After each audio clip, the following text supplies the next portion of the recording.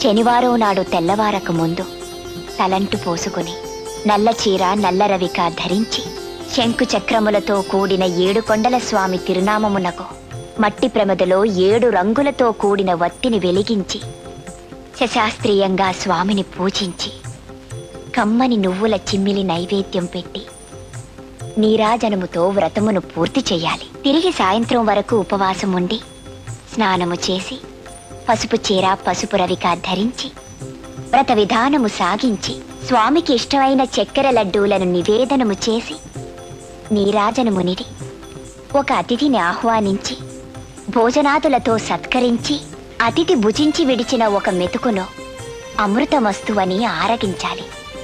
అప్పటికి ఆనాటి శనివార వ్రతం పూర్తవుతుంది.